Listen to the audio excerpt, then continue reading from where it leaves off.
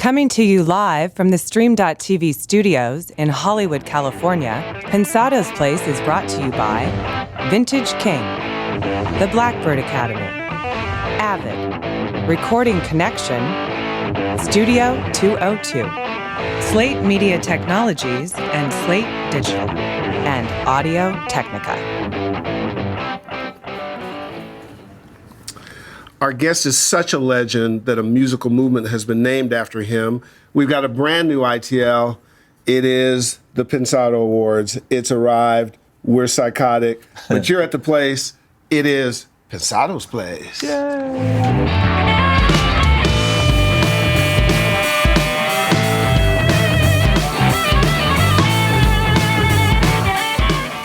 Man, psychotic is right. You know what? I feel like I just got a date with the most beautiful girl in school, and prom night is this Saturday. It is, and everybody's looking at you. Yeah. You make sure your tux is right. Well, it's pale blue with ruffles in the front. Oh, you cool. know. Are you going to put a boutonniere on her? Oh, I don't even know what that is. It's a boutonniere for men, corsage for women. That's how psychotic I am. This is how psychotic I am. I think I'm wearing something on my wrist. Is what it is. Oh. We need to talk later. Corsage. We need to talk later.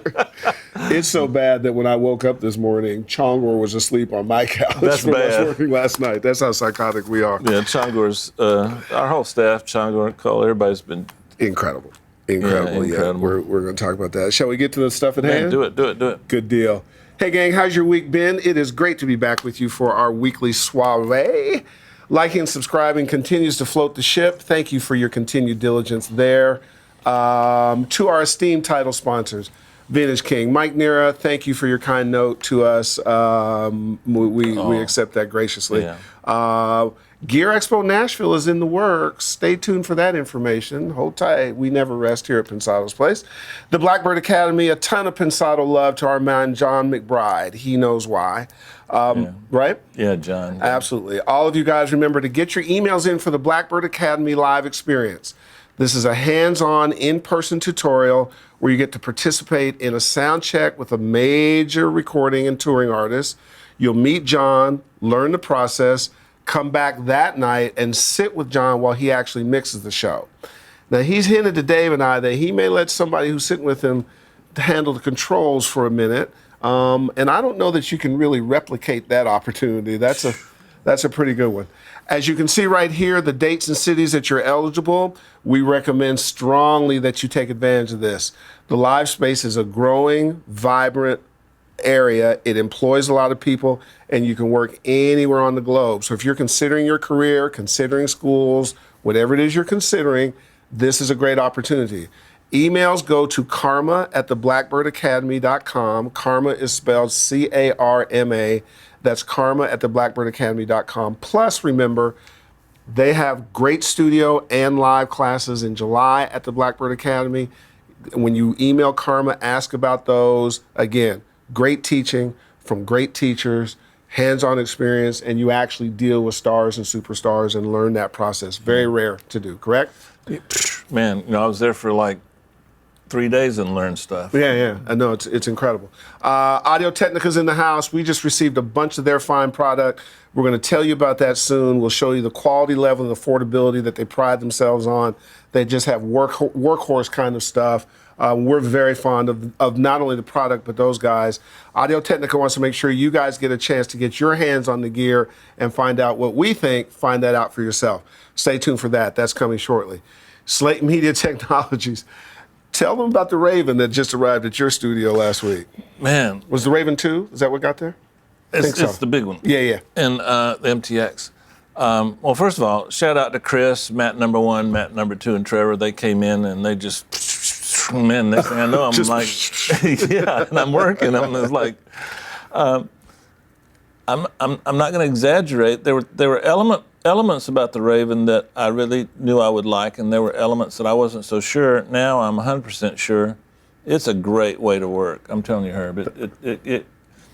If it saved me an hour a day, that's a lot. That's 30 hours a month. That's an extra 3 mixes I can do. Can I raise your rate? We'll talk about it. Well, you'd have to lower my rate because I'm doing more volume now. Lower's not in our lexicon. So I mean, you have to kind of think that way in my world. It's pretty amazing. Their thought process about workflow solutions has just been brilliant. I think. And even more so now with the new update. Yeah, absolutely. Love Stephen. Avid, you're always in the house. Your support was so invaluable to us. Our guys from Recording Connection had a great lunch with them last week. They're the guys that sponsored that very cool 2-part ITL with John King from Chun King Studios.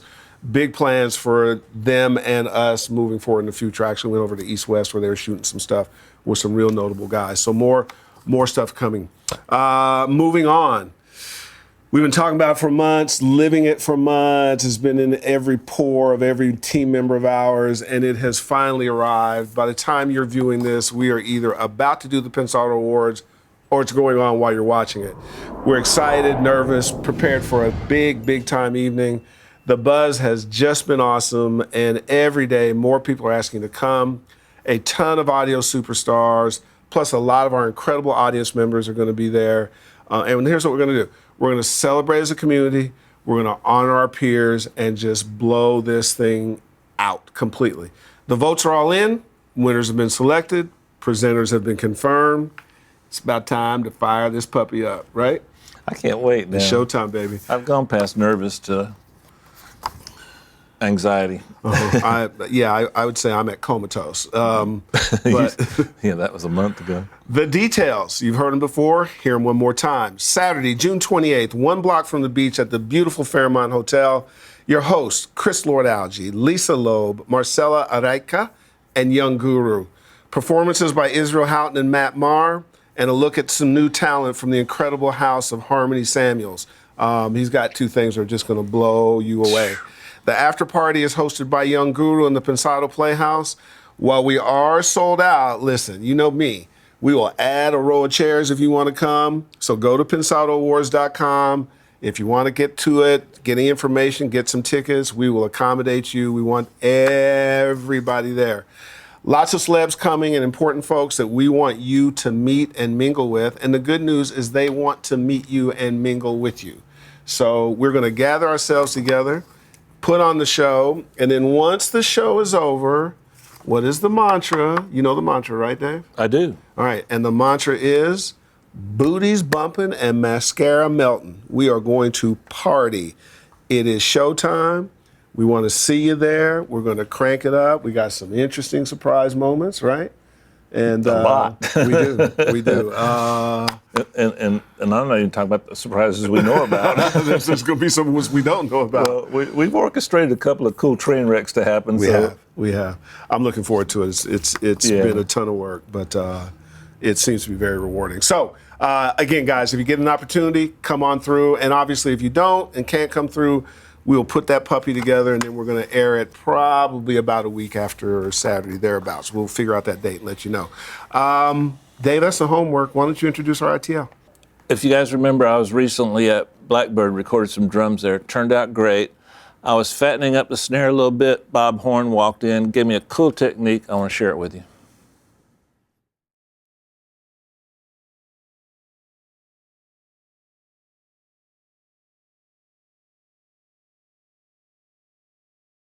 Okay, guys, we're going to talk about big snares today and how to get them.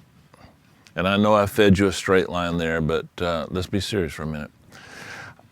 Cole and I were recently down at Blackbird Studios, which is my new favorite studio on earth, recently. And we worked with Tori and Summer down there. I tracked some stuff and was real happy with it. Came back to LA, started playing with it, and thought maybe the snare could have a little more roundness and bottom to it. I was working on the snare, and Bob Horn from the world-renowned Echo Bar Studios in NoHo walked in, and he said, "Man, why don't you try this?" And I'm like, I'll be polite. Yeah, sure. Man, it's great. I love it. So I'm going to share it with you, okay? Here's my snare soloed without it. Without what Bob showed me.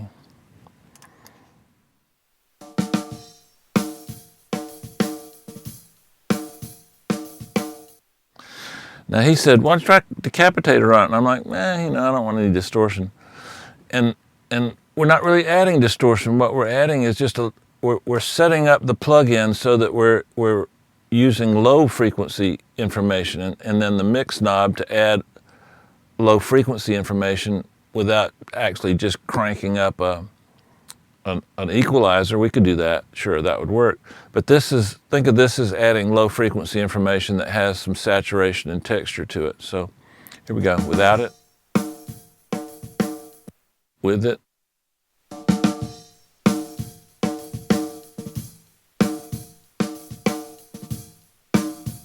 Now if I exaggerate the mix knob, you'll hear it a little better.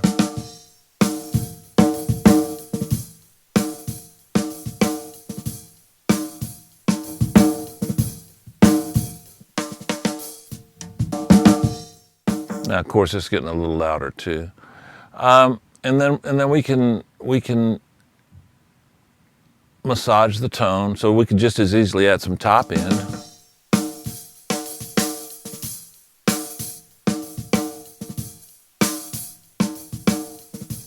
And the drive is kicked up pretty good. Now we could get a little nuts with it if we wanted. Watch this.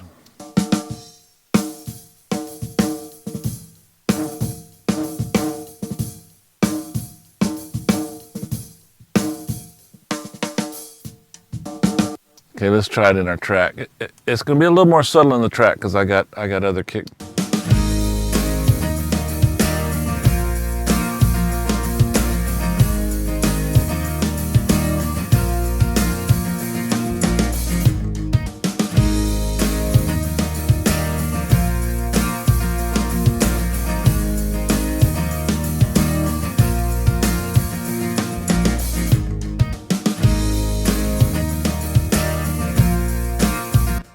Anyway, fun with distortion, which is your friend. Remember, distortion is not the Elephant Man. It's a rich collection of harmonics. So think of it that way. We're enhancing the low frequency harmonics. We could enhance the high frequency harmonics.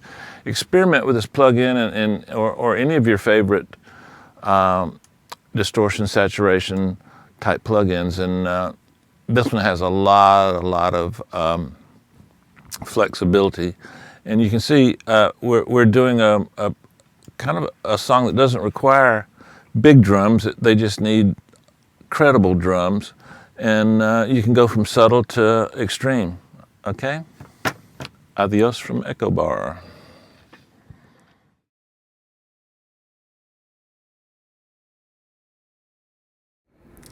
Our guest today, it's almost understating it to call him a legend.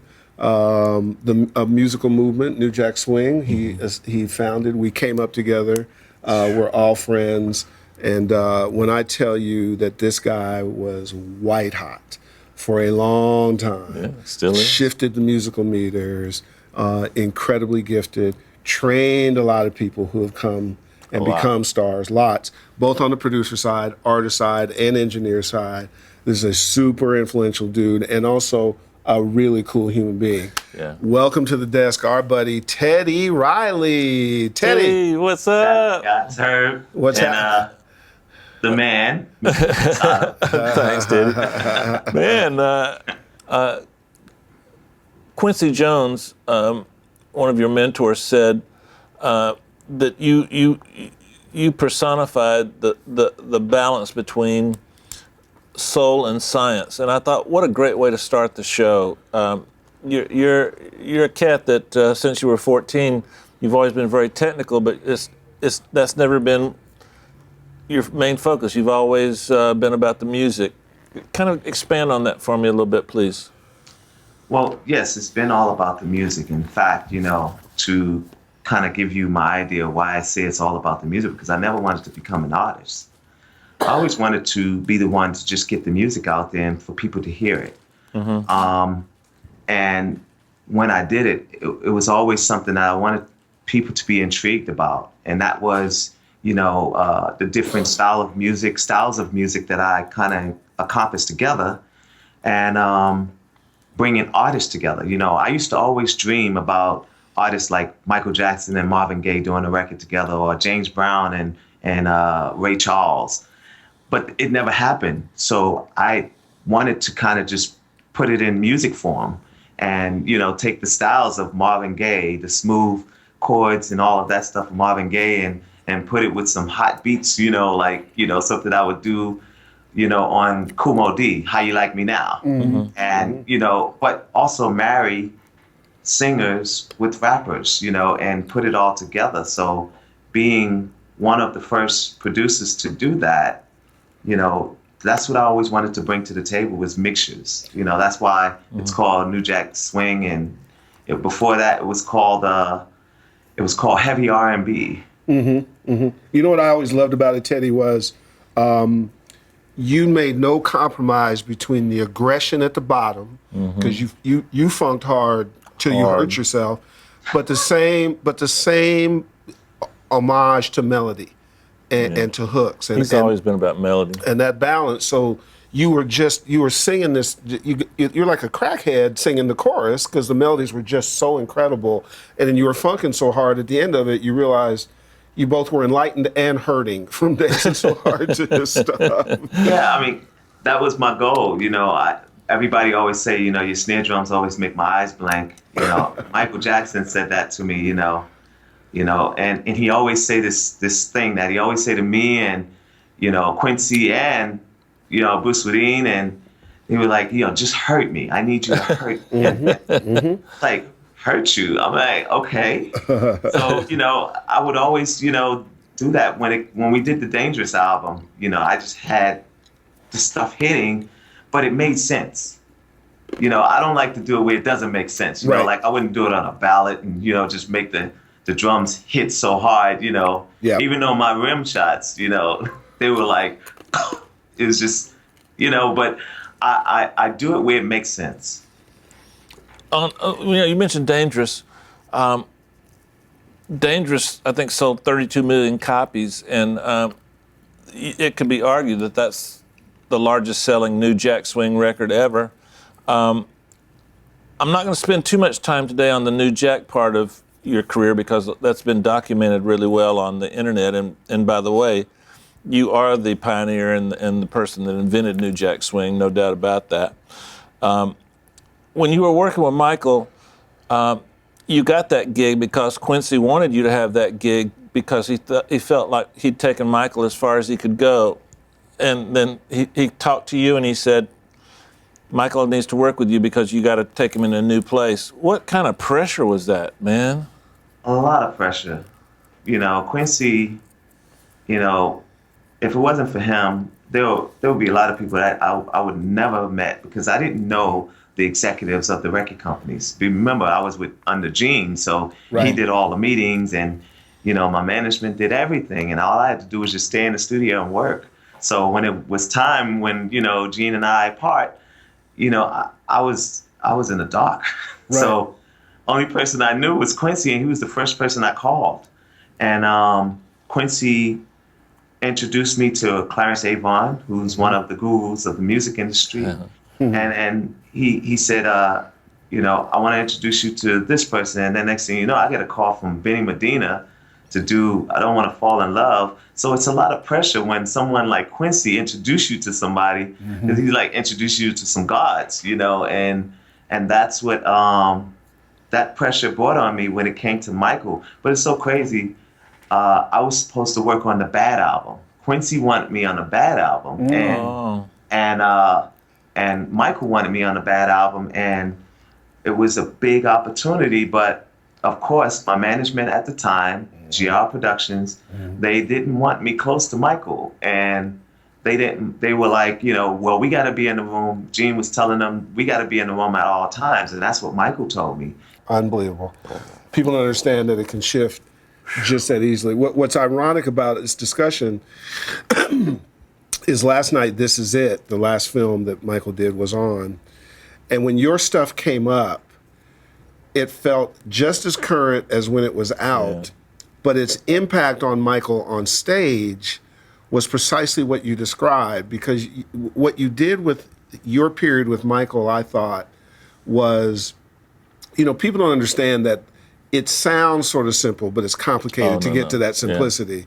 Right. But it was so spare, and Michael's so rhythmic, both in the way he sings and vocalizes, obviously in the way he dances. And so the reaction physically on stage, and given, obviously where he was at that point in his life, was, man, it was just amazing to sit back and watch that effect. I tell you, man, you did stuff that, and not just on mic, that has held up over time and really is a lesson for aspiring producers to go back and review. Right? Look at that kind of original thought and that process. It was really great to see. Hey, Teddy, one of the things I noticed about Dangerous was a lot of your work prior to Dangerous had more elements.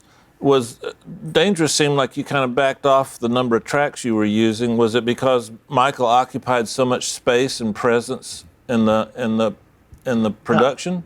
No, I mean there was still a lot of tracks. It was. There was still a lot of tracks. It's a great mix engineer. It was like I always say, it's like spaghetti. It's in there.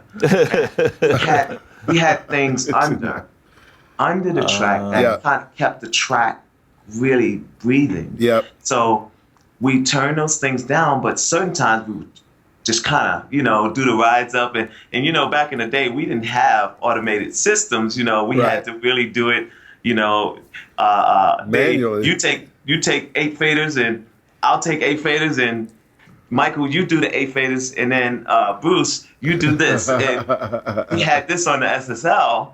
So it's like, this is how, that was how we got the stuff done. And a lot of things we kind of let it sit in there. So we filled up the board. We filled it up. Wow. Hey, Teddy, don't be mad now. When you were working on that record, I got a call from J.T. Taylor, and we couldn't find a studio, so we went over to where you were working at Larrabee. And the room, you go in the front door, and then you were set up in that first room to the right. That's right. I snuck in there and looked at your rig, man. Man, it was okay. I felt so guilty about that all these years. So did you see that? Yeah, it was like 4 of everything. I mean, it was pretty impressive. It was. Listen, I had to have that stuff there because that was the. We didn't have time compression back then. We had to do it manually on the S3000. Right. So I did a lot of time compressing, especially when I did Jane Chow, because I couldn't get the stuff syncing. All of her voices were in the S3000. So I had to kind of do, some cutting and pasting inside the S3000 that a lot of people thought couldn't be done. And that's how I got Jane Chow done. Don't Want to Fall in Love. Right. Man, I Don't Want to Fall in Love is one of those songs and productions and mixes that just changed everything I was doing. I just kind of had to. You've done this to me several times, but I just had to kind of start over when I heard that song. That was an incredible production. That was the song. That was the song that saved my life in the music industry, because I was about to give up and do what I do. Building computers, and I've been doing that for a long time. Man, this might be a good time to maybe share something with our audience, that the pathway to success isn't linear and always moving straight up. Sometimes you hit a bump in the road. Sometimes you hit a valley. Sometimes you go backwards. And what was it that got you through that, Teddy? Is it something you could share with us and help us? The one thing that got me through it was meeting great people. And it was around the time when I moved to California, and I met you. Oh, thank you. I met Jay, and I was working with Snoop Dogg at the time. I didn't know a lot of people between then and working with Michael, because when I worked with Michael, I really never came outside. I was more of a inside person. I was home, I was a loner, and I started getting out when I got with Snoop and all the guys and Quick. So what got me through it was meeting them and really realizing who I am and the importance of my existence in the business, was then. And then my children, when I moved to California, I was single dad, my kids were living with me, and they kind of got me through. My daughter made me get back into music. Wow. I kind of laid off for about a few years, 3 to 4 years. Wow. And then when I got honored for the hip hop honors back in it was 2007, my daughter said, "They need your music again. You need to go out and do music." I said, "Well, I got to leave here because I was in Atlanta. I was here. Right. I got to go to California." She said, "Well, I'll go with you." And my oldest daughter, she said, "I'll go with you." And when Deja said that, I said, "Okay, I'm going to do it." Let's do it. And that's when we did the Ego Tripping. I did John Legend and just started, working with everybody. When you say Teddy, because we sort of preach this on the show, particularly now with the internet obviously being so pervasive in the business, everybody lives in their computers. It really is about relationships. You have to have some human interaction, meet people, get inspired, learn. Do you agree with that? I very much do. But it was a kind of like a toss between that. Always my children. Yeah. And then I'm a chess player. So I play a lot of chess. That's what got me through. That gets me through a lot of my days, especially, when the family is gone, I get lonely in the house, so it's music and chess. Oh, there you go. There you go.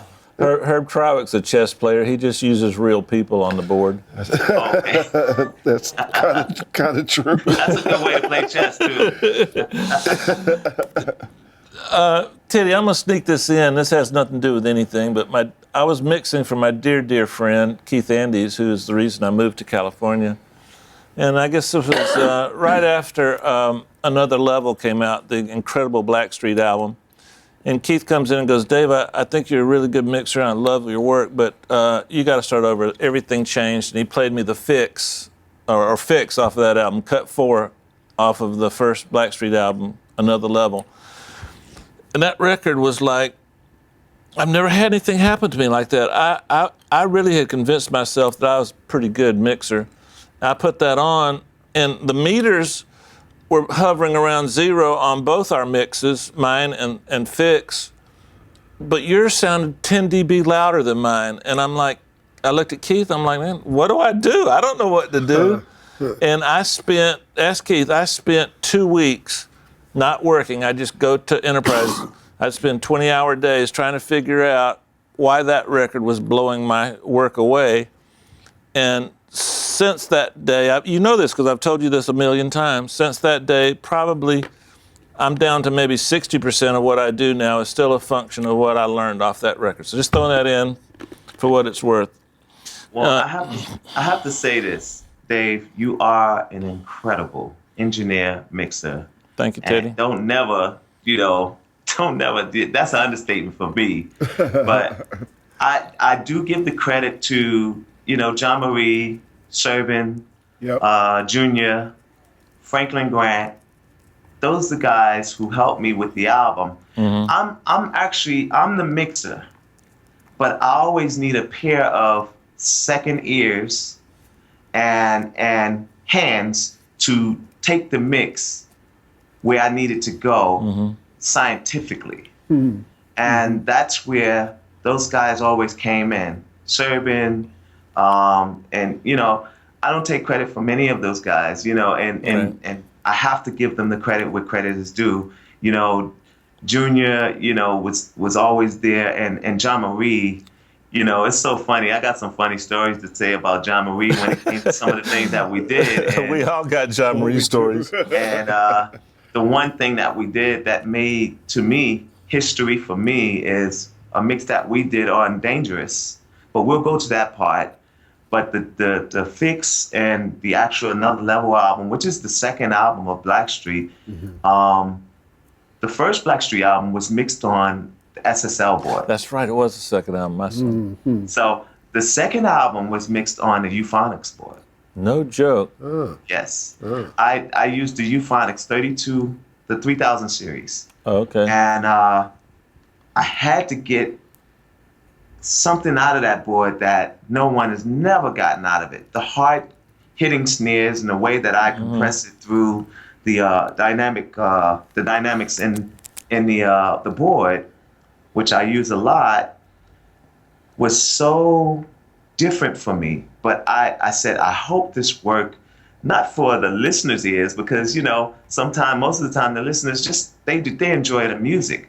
But my peers and, people like yourself, Dave, I wanted people to go, wow, what did he use this time? Oh, no. And that's what I use. I use the Euphonics 3000 series board, mixing from the Pro Tools, but everything was actually the dynamics and EQs and outboards was straight from the hardware.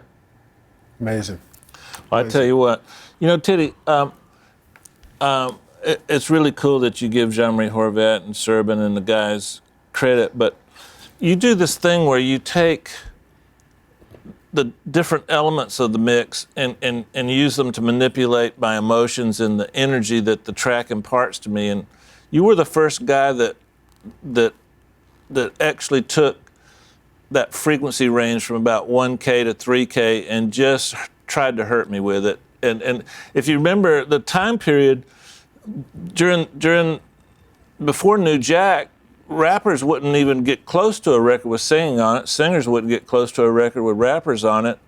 And you came in and you said, nah, guys, don't worry about all that. Let's just make great records. And what made everybody love what you were doing and allowed you to get them together on all those great records was the way you took that mid-range and just made sure that it gave us the impression that you were street. You weren't compromising anything at all. Was that conscious, or is that just the way you heard music? It's the way I heard it, but actually I had to make it hard enough for the rappers to rap on it and smooth enough for the singers to sing on it. Yep. So I had to mix the two, and it became sometimes difficult because, Heavy would come up to me. Heavy D would be like, yo, I need to hit harder, this was on Is It Good to You? So I had to make the drums come up a little more. And yeah, it becomes conscious, but at the same time, when I didn't go to school for it, so I had to, go with what I feel and what I hear. And that's the one thing that, Michael pushed me a lot to do, because he was like, you didn't go to school for this. And I don't want you to try and be so technical. I need you to give me, and his favorite song was Spend the Night on the Guy album. Mm-hmm. That was his favorite song of all times that I did. And he said, I want that sound. So, when we did Remember the Time, he said, that's not quite Spend the Night, but it's hard. But I want something hard like Spend the Night. So that's when we did Trippin'. Wow.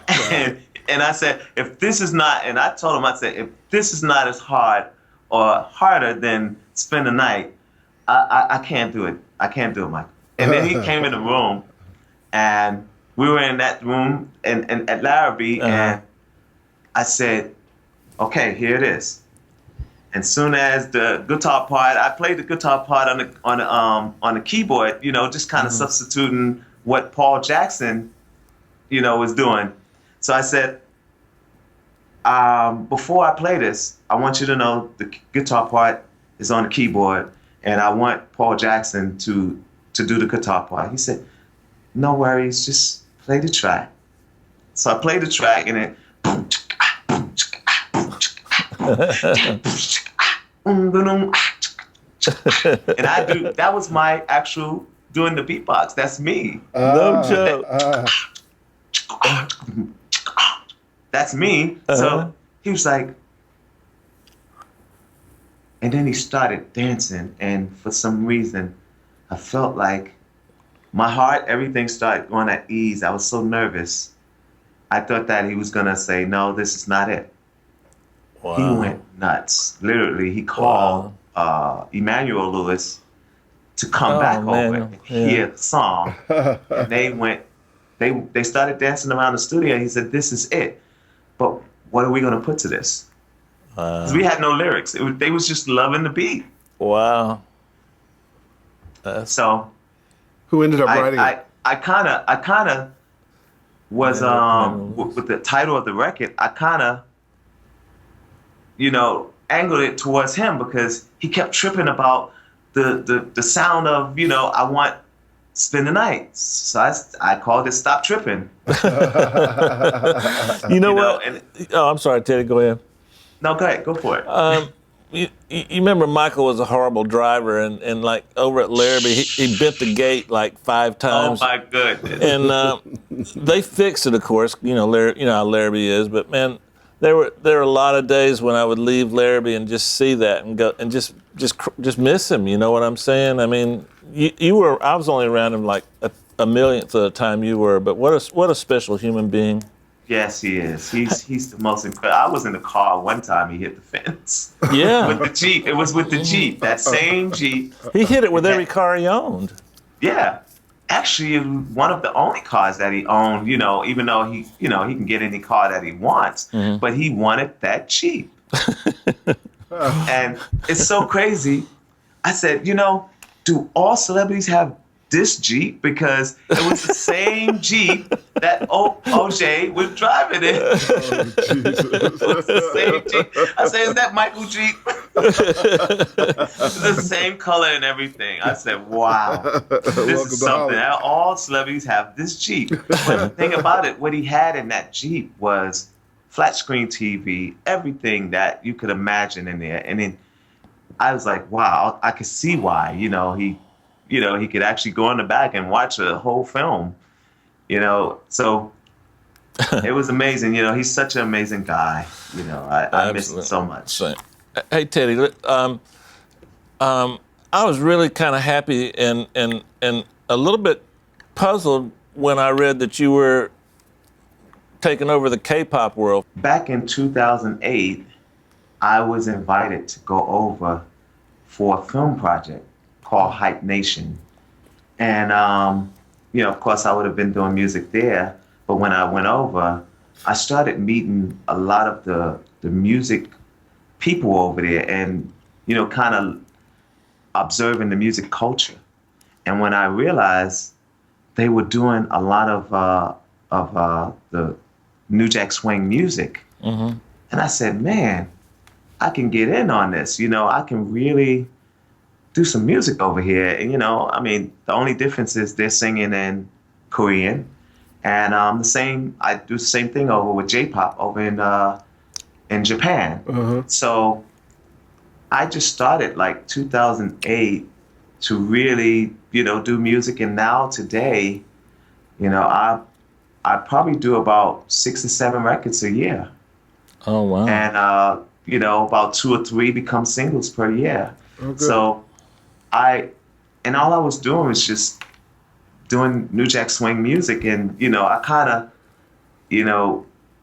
just fell right in place, with the K-pop family and people over there. And the music over there and the music scenes, they love American music. They love our sound, our culture of music over there. I mean, not just myself going over there, choreographers are going over there to direct videos and, choreograph the artists. Wow. They ask for the greatest over here. I mean, a lot of the great choreographers go over there now, and a lot of the producers are now starting to go over there. Rodney's been over there, Swiss Beats, Alex, the Underdogs, and a lot of those folks have been over there. And I'm so happy that I was one of the first guys to go over there. Will.i.am went over there as well. Wow. One of the things that we saw early on in the show, we might have been in the first month, and we got a picture of some guys in Taipei gathered around a monitor with our faces on it, watching the show. And it's oftentimes other cultures sort of respect and revere our culture in ways that we don't, and we don't know till we go over there and find out how cool the stuff is that we do, right? Yeah.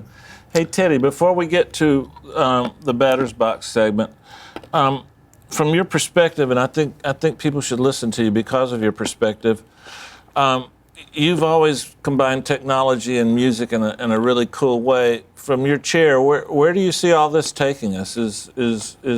Are we going to be using a little less technology and try and focus on great songs? Is the dance world going to take over a little more? What do you see happening in the future?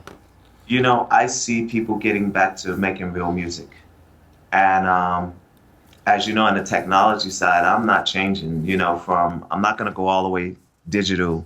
I still use my spaghetti over here and I still have my hardware going, and I can't stop that. I can't change from it.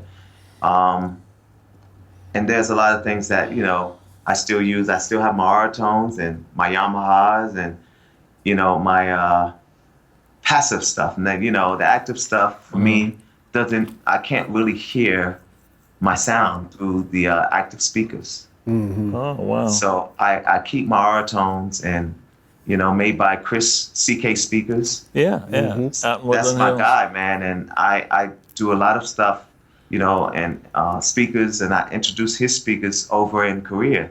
Now I got like 4 or 5 people with those speakers. I usually go over there with a pair and leave it because the guys won't let me leave with it. So I left about 4 pairs in Korea, and I'll never take these pairs because this is the first Blacklight speakers, he's given me, and I said, I'm not taking these to Korea. Right. I use theirs over there, the ones that I left.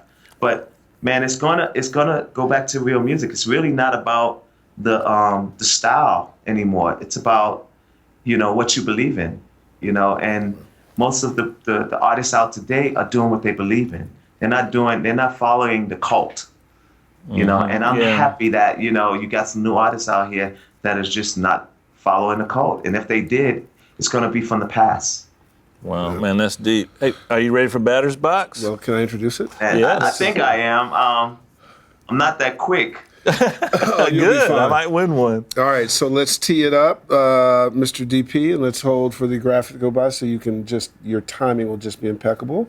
Here it comes. You ready? Go. There it is. Then the roar of the crowd. Oh, I love the graphic. There's the ball. Hit it. Okay, Teddy, let's start off with an easy one. Snare.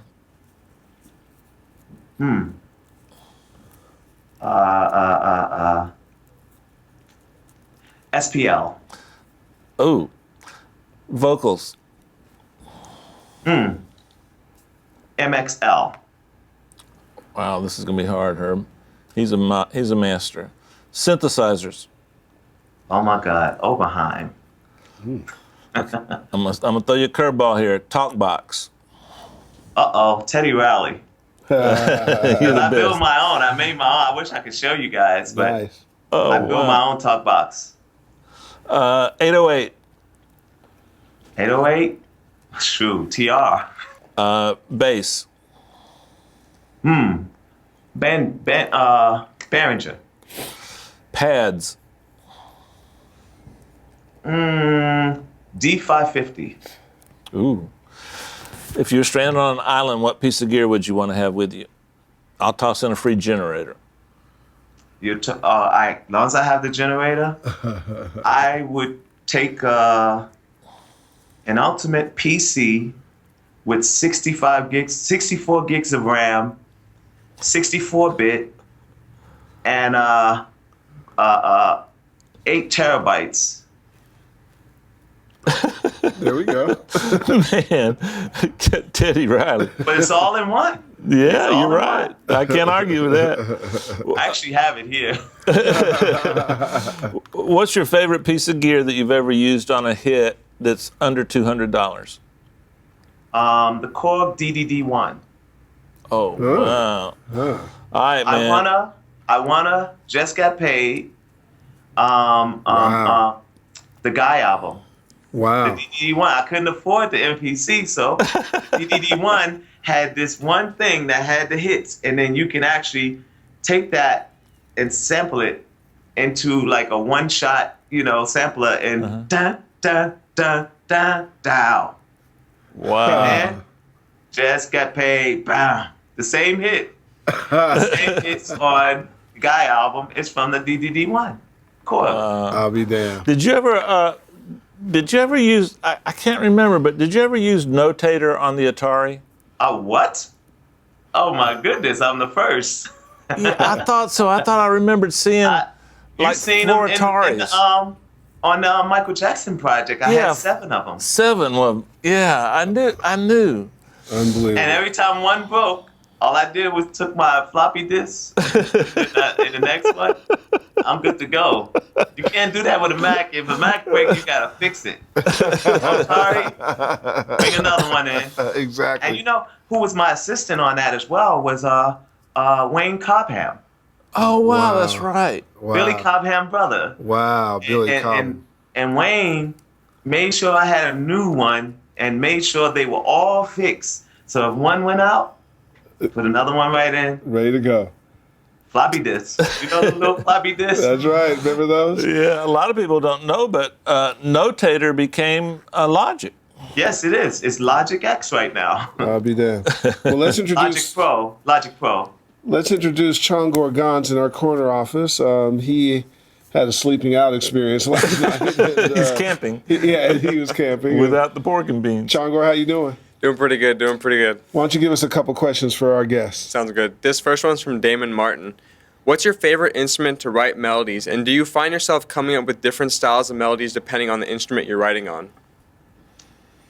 My favorite instruments to write melodies is I use my D550, and I like to play the actual atmosphere sound in that because it's just so smooth, and it actually gives you, if you're playing chords and you're just going from different chords down the scale, I usually would pick up a melody just from that alone.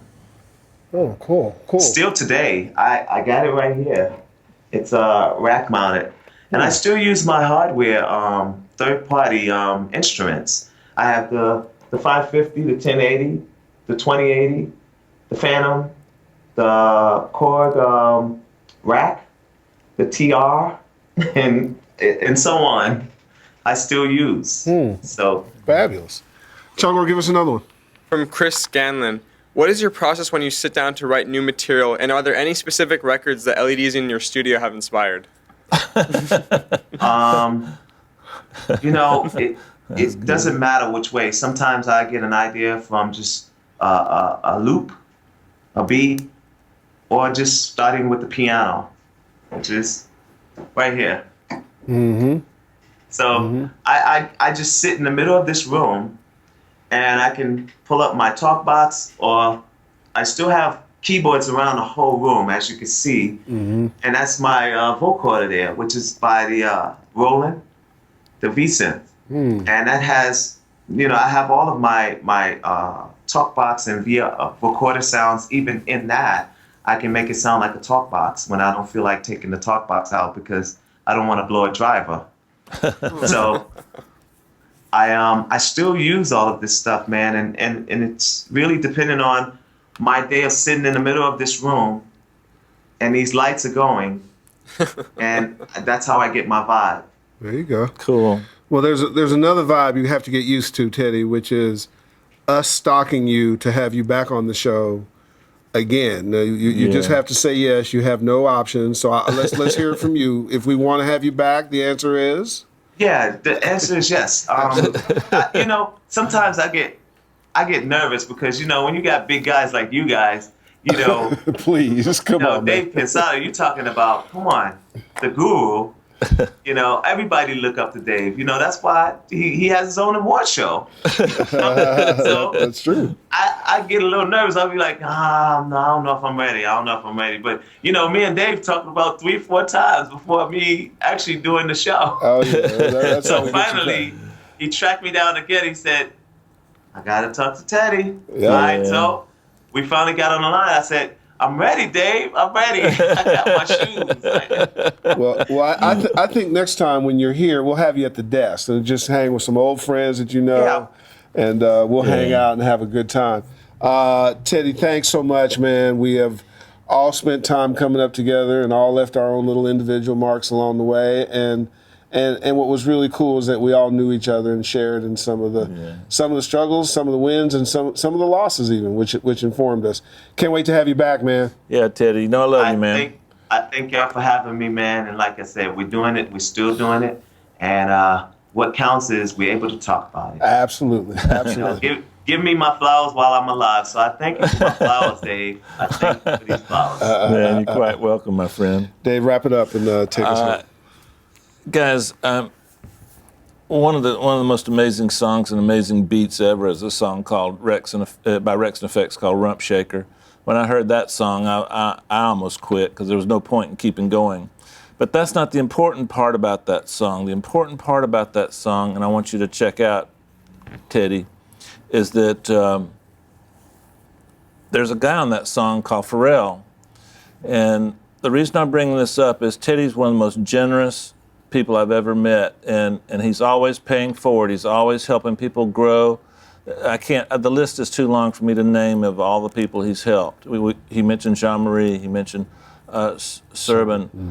The list is on and on and on, and yet he's still successful. He still can do anything he wants in music. So I think that's the biggest lesson to learn from Teddy is how he treats people and his morals and what he stands for. He's never altered. He's never changed. He's going to do it his way, and his way is the right way. You need to check it out. We'll see you next week.